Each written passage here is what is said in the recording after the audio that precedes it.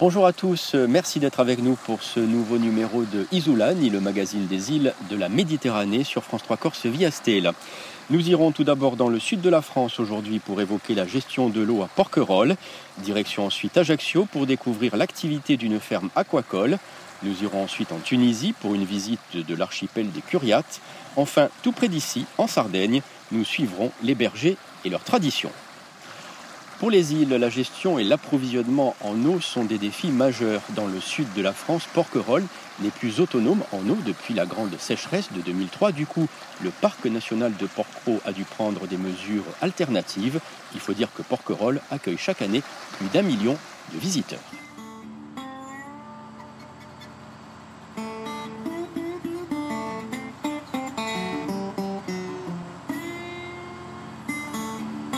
Tous les matins, d'avril à octobre, alors que les vacanciers dorment encore, le capitaine du Saint-Christophe prend la barre. Là, on a 400 mètres cubes d'eau douce. On part de Port-Petiot au Salin et on les amène au port de Porquerolles pour connecter dans le réseau de l'île. Aussi incroyable que cela puisse paraître, depuis la sécheresse de 2003, l'île de Porquerolles n'est plus autonome en eau potable. Et quel que soit le temps ou l'état de la mer, le Saint-Christophe doit donc traverser entre le continent et l'île pour livrer sa cargaison d'eau potable. On n'a pas trop de frein moteur là sur ce bateau, donc du coup on coupe la machine à l'entrée du chenal et on avance sur l'air du bateau quasiment jusqu'à notre place de quai. Une eau dont le prix de revient uniquement en transport est astronomique, 7 € le mètre cube. Mais il faut bien, l'été, contenter le million de touristes qui vient profiter de ce petit bijou. Dès qu'on arrive, le premier boulot, c'est on se connecte au réseau. Voilà, après, on envoie. Il y a 2-3 réglages à vérifier la pression pour envoyer dans le réseau. Et puis après, c'est parti. Après, c'est 10 heures de déchargement. Le précieux liquide est ensuite stocké dans ce bâtiment. L'eau, une ressource rare, longtemps quasi déserte, l'île abrite aujourd'hui quelques dizaines d'habitants et des activités agricoles et viticoles. Pas de cours d'eau permanent et pas de source connue. Seule solution naturelle, la pluie. Mais même l'hiver, à Porquerolles, il pleut très peu ou alors trop fort. Martine, garde du parc, le constate tous les matins. Ici à Porquerolles, nous faisons des relevés depuis 1977. Ce sont des relevés à titre interne. Voilà. Donc chaque matin, un agent vient, fait les relevés, donc température maxi, mini, pluviométrie, rosée et évaporation. 40 ans de relevés d'hygrométrie pour comprendre qu'il pleut en moyenne chaque année 600 mm, mais les pluies sont inefficaces. On peut voir que durant 4 mois, c'est-à-dire que juin, juillet, août, septembre, nous avons eu pratiquement pas d'eau. Les mois précédents, donc c'est le mois d'avril et mai, nous avons eu un peu de pluie, mais beaucoup aussi de vent. Donc beaucoup d'évaporation, donc l'effet n'a pas été bénéfique par rapport à la nappe. Donc bonjour à tous et bienvenue à Porquerolles, bienvenue à la Maison du Parc. Je me présente, je m'appelle Virginie, je suis agent au Parc national de Porquerolles et je vais être votre guide pendant une partie de cet après-midi. Petite leçon d'économie d'eau auprès des touristes de passage. Ce sont eux, les plus importants consommateurs de l'île. Pour eux, il a fallu mettre au point un plan de bataille afin de gérer l'eau sur tous les fronts. La consommation hivernale quotidienne sur l'île de Porquerolles, c'est à peu près 80 mètres cubes. La consommation estivale quotidienne, c'est à peu près 600 mètres cubes. Le fait d'avoir un petit territoire comme ça, c'est un peu un laboratoire à ciel ouvert. On a des problématiques qui sont très propres à l'île, mais qui peuvent aussi être reportées sur le continent. En route pour une explication sur les solutions. Ce lagunage, par exemple, il permet d'améliorer le travail de la station d'épuration située juste à côté. L'eau va suivre un circuit de 30 jours au travers des 3 bassins que nous allons voir ici et perdre dans le dernier bassin plus de 80% de sa teneur en azote, en nitrate et en phosphate. Donc un traitement tertiaire qui est très important. Alors on s'arrête ici une petite minute. Et grâce à ce lagunage, il y a un double réseau d'eau sur l'île. Au niveau des parcelles, vous allez retrouver ce qu'on appelle le réseau bleu et le réseau rouge. Le réseau bleu, c'est l'eau potable. Le réseau rouge, c'est l'eau recyclée de la station d'épuration. Elle va servir à l'arrosage des légumes et des arbres fruitiers. Un peu plus loin, Virginie va raconter aux touristes comment les nappes phréatiques de l'île ont été polluées par l'eau salée. Notre point numéro 1, le puits des Oliviers. Par système de densité, l'eau de mer est plus dense que l'eau douce, donc en général elle a tendance à passer sous l'eau douce. Quand l'eau douce se retire, c'est-à-dire quand il n'y en a plus suffisamment, eh bien l'eau de mer prend sa place et rentre de plus en plus haut, de plus en plus loin dans les terres, jusqu'à la nappe, ce qui fait que l'eau devient saumâtre. On appelle ça un biseau d'eau salée. Dans ce domaine, l'expérimentation la plus extraordinaire se passe de l'autre côté, dans la même commune, mais sur le continent. Ailleurs, la problématique est la même. Les nappes phréatiques ont été épuisées à force d'être pompées. Et là aussi, des biseaux d'eau salée sont apparus. Donc sur cet ensemble-là, on a changé le capteur de pression. Parce qu'on avait un petit souci de calibre. L'an dernier, la ville d'Hyères a mis au point avec l'aide de Suez une technique unique au monde, Aquarenova. Entre novembre et avril, 50 litres à la seconde sont puisés dans ce petit fleuve côtier. L'eau, d'abord analysée, va ensuite faire 2 km dans un tuyau sous la terre pour être réinjectée dans la nappe. Juste ici. Ah bah c'est bien là. On tâche d'équilibrer les deux bassins, mais... Voici donc l'eau puisée tout à l'heure dans le petit fleuve. C'est à partir d'ici qu'on commence réellement la réalimentation nappe. Cette réalimentation nappe, elle s'opère comme ça se passe dans la nature, c'est-à-dire par filtration lente à travers un massif filtrant que vous pouvez voir ici et qui permet à cette eau de surface d'acquérir une qualité d'eau souterraine. Une innovation unique au monde qui a coûté 2,8 millions d'euros. Qui paye? Eh bien, c'est un projet qui est amorti sur une douzaine d'années, qui est intégré au prix de l'eau potable qui est payé par chaque habitant de la commune. Le prix de l'eau est de 3,50 € le mètre cube, un peu en dessous de la moyenne nationale. Impossible pourtant de mettre cette technique en place à Porquerolles. Il n'y a pas de cours d'eau, mais les élus de la ville étudient d'autres solutions. Une des solutions envisagées, ce sera en effet d'alimenter l'île de Porquerolles à partir du continent par une canalisation sous-marine qui est posée à même le sol ou enfouie pour pouvoir alimenter toute l'année l'île à partir de la nappe souterraine du continent. Un sea line, une sorte de cordon ombilical pour approvisionner l'île. Un projet encore à l'étude. Un jour, peut-être, Porquerolles sera à nouveau autonome. Mais l'eau restera à jamais un bien unique et rare à préserver.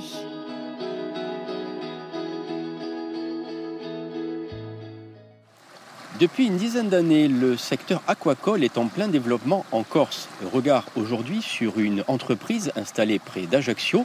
Elle produit plus de 1000 tonnes de poissons par an et exporte plus de 80% de sa production.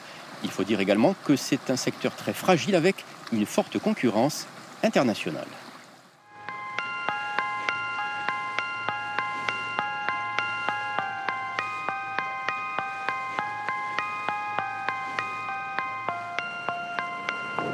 « 7 h du matin dans le golfe d'Ajaccio. Les ouvriers de la ferme aquacole de la Parata sont déjà sur le pont. Les équipes chargent filets et aliments avant de se rendre sur site. Nous embarquons avec Emeline, qui travaille depuis plus de 5 ans sur l'exploitation, installée à quelques dizaines de mètres des îles Sanguinaires. Je suis vraiment une passionnée du milieu marin, des poissons, de la mer. C'est vraiment quelque chose de comment dire, exceptionnel de pouvoir faire ce genre de métier dans des endroits comme ça. Sur site, une équipe de pêcheurs est déjà en place et s'active sur une des cages pour faire le prélèvement du jour. Quand on va remonter, du coup, ça va faire une poche et on va se remonter le poisson qu'on aura besoin après. Combien vous prenez ? Là, on a une tonne à prélever. Aujourd'hui, il s'agit du maigre d'Aquadea, dont la qualité est reconnue. Il est le seul certifié label rouge en Europe. Le poisson est élevé durant 3 ans dans les cages de la Parata ou de Campomoro et sa population est constamment renouvelée.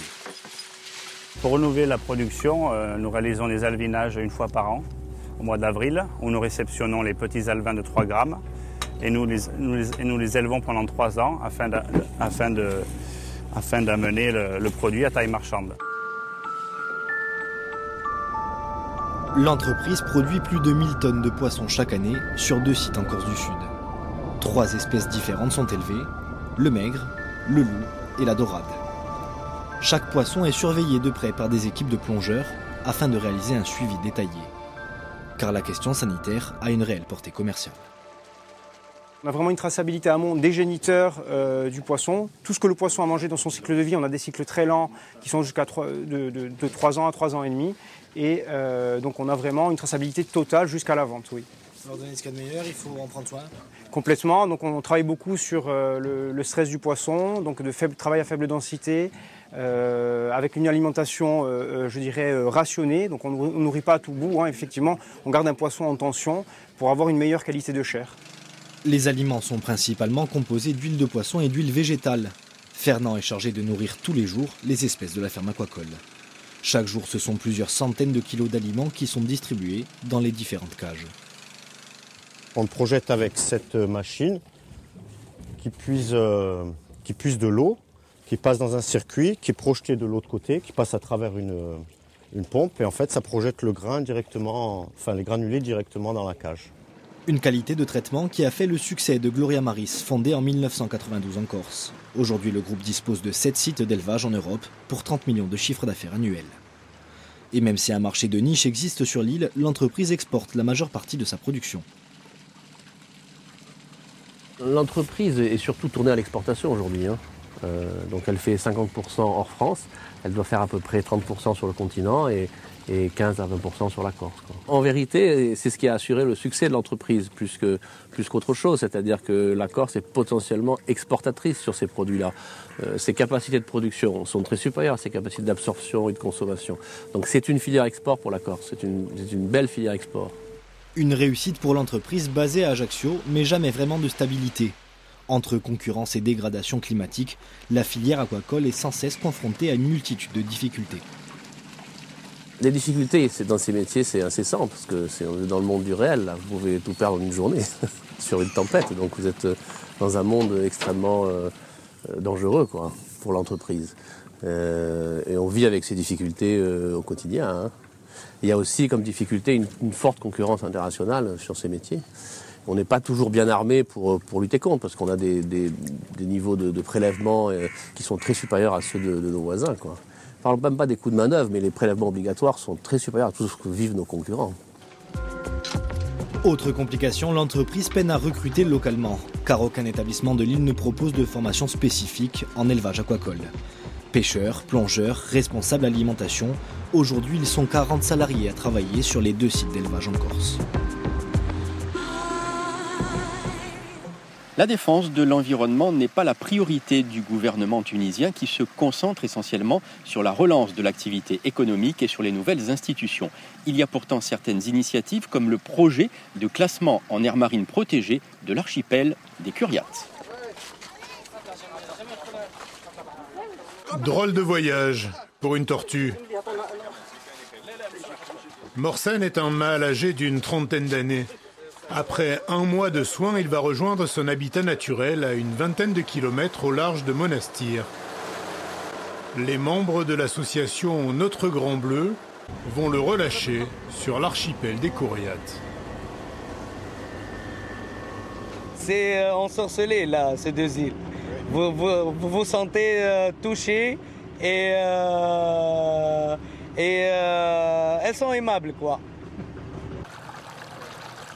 Débarquement sur la Grande Curiate. C'est une zone militaire à l'accès réglementé. Morsen la tortue piaffe d'impatience.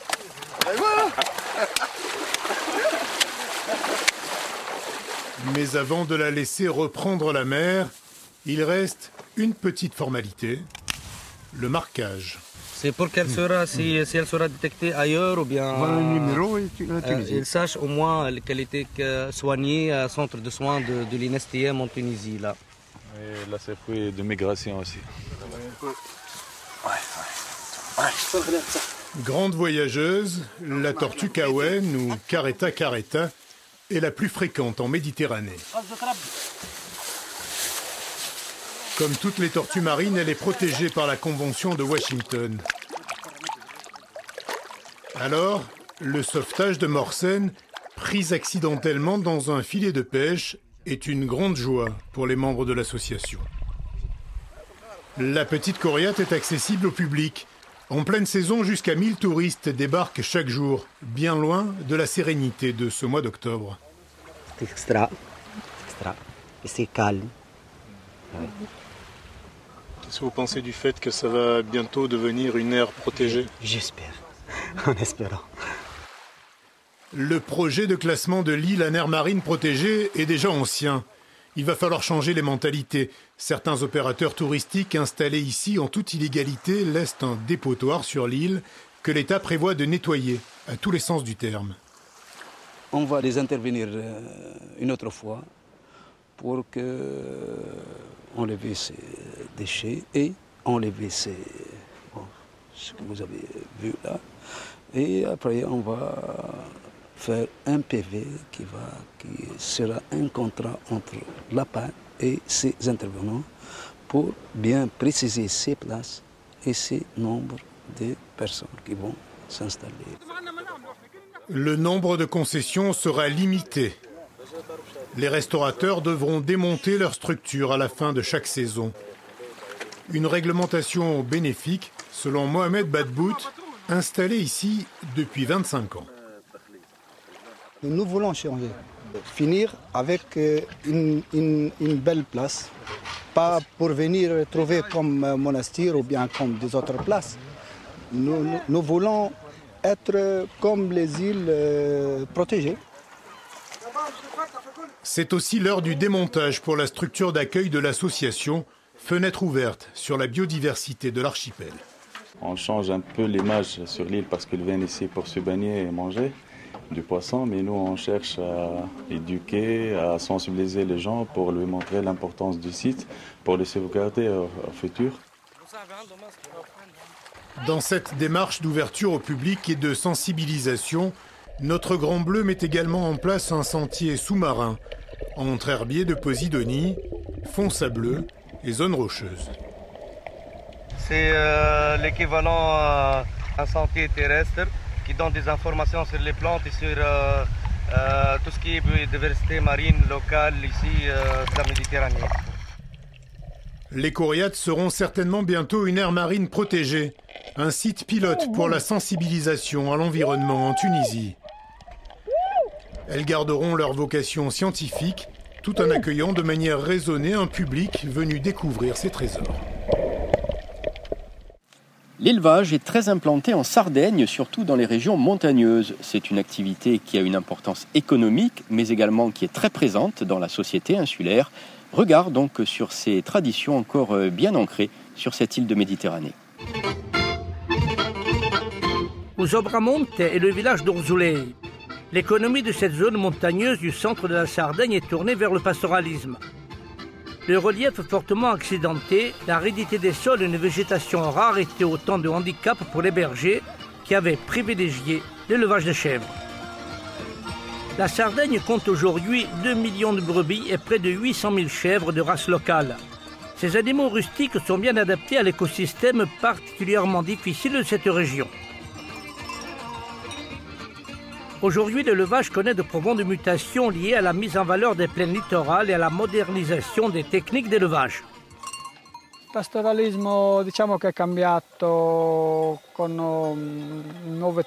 Le pastoralisme a profondément changé avec le modernisme. Nous avons tourné la page du vieux système d'élevage avec les transhumances, qui étaient parfois très longues.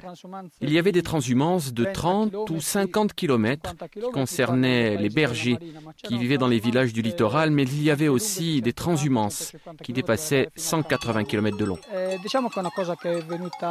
Ce système de conduite de troupeaux a disparu avec la modernisation des bergeries et la sédentarisation des bergers. Les bergers ont tendance à se fixer, à devenir sédentaires. Certains se déplacent toujours, mais les trajets sont beaucoup plus courts. Ils partent avec leurs troupeaux des zones de plaine pour rallier les territoires en estive à la recherche de pâturage.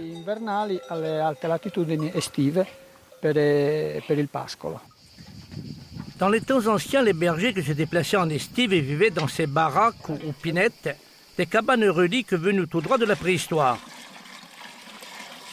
Les techniques de construction avaient été perdues, en particulier la manière dont les bergers enchevêtraient les bois pour former une paroi étanche.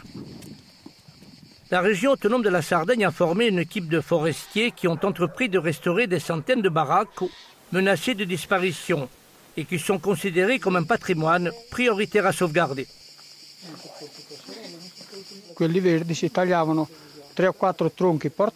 Les bergers coupaient des gros troncs de genévrier et ils les superposaient.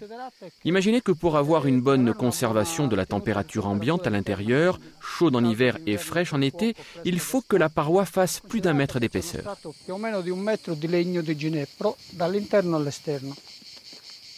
Les techniciens de l'Office des forêts de la Sardaigne ont reconstruit ces cabanes à l'identique en utilisant les mêmes techniques.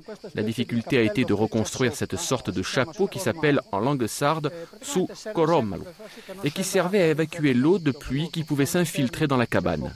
Pour dormir, les familles de bergers s'installaient autour du foyer central. Ces cabanes pouvaient contenir jusqu'à 10 personnes. Ces cabanes d'allée étaient aménagées avec un foyer intérieur au centre de la pièce et un espace pour dormir. Elles étaient construites par les bergers sur des terres communes, mais d'autres bergers transhumants pouvaient les utiliser. S'ils n'étaient pas habités, un berger pouvait venir s'y installer provisoirement pour y habiter et fabriquer son fromage.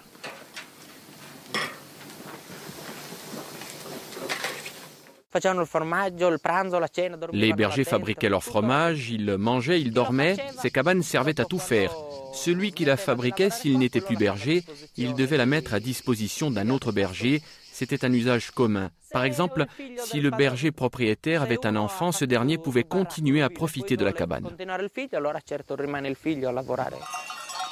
Les bergers ont commencé à sélectionner la race locale de chèvres sardes qui avait été polluée par l'introduction de chèvres maltaises dans les années 60.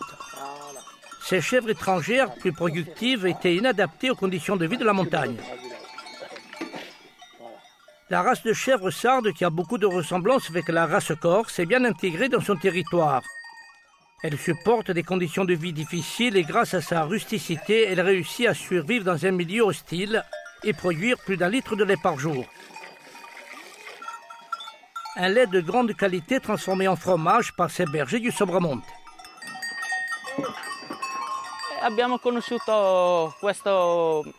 Nous avons eu la chance de connaître la manière de travailler des anciens chevriers et j'ai envie de continuer à travailler comme eux. Cette manière de travailler me semble convenable et naturelle. Je continue à traire à la main, il faut plus de temps mais les chèvres sont calmes et plus faciles à traire. Je veux devenir chevrier et je suis en train d'apprendre le métier dans une école de berger. J'ai toujours voulu faire ce métier. Depuis que je suis tout petit, j'ai la passion des chèvres et cette année, je vais agrandir mon troupeau. Certains bergers produisent toujours artisanalement un fromage à pâte pressée qui est vendu localement. Les chevriers d'Urzulei ont accepté à notre demande de fabriquer leur fromage dans un baraque en utilisant les techniques les plus anciennes. Pour fabriquer notre fromage, nous chauffons le lait à une température qui varie entre 43 et 45 degrés. Pour ce type de fromage, il est très important d'éliminer un maximum d'eau et de petit lait du caillé au moment du pressage pour pouvoir le conserver. Je vous rappelle que ce fromage peut se conserver plusieurs mois, voire jusqu'à 1 an. J'amalgame le caillé en boule et je le prépare pour le mettre dans les moules et bien le presser.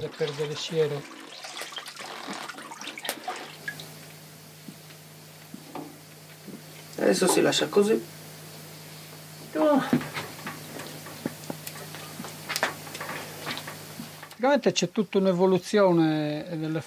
On note aussi une évolution des moules pour presser le fromage. Avant l'intrusion du plastique, les moules étaient en bois, puis en métal. Dans les temps anciens, les bergers pressaient dans des moules en bois qui n'avaient pratiquement pas de trous pour évacuer le petit lait. Certains moules n'avaient carrément pas de trous, celui-ci a 5 trous.